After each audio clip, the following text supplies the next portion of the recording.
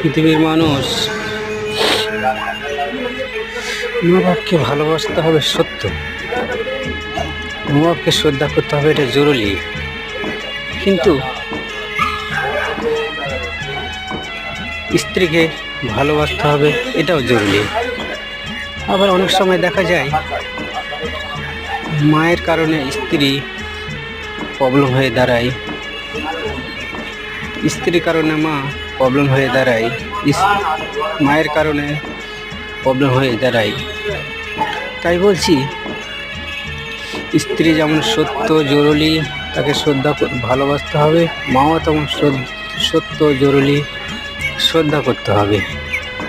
তাই আমরা চিন্তা করব দুজনকে খুশি রাখার।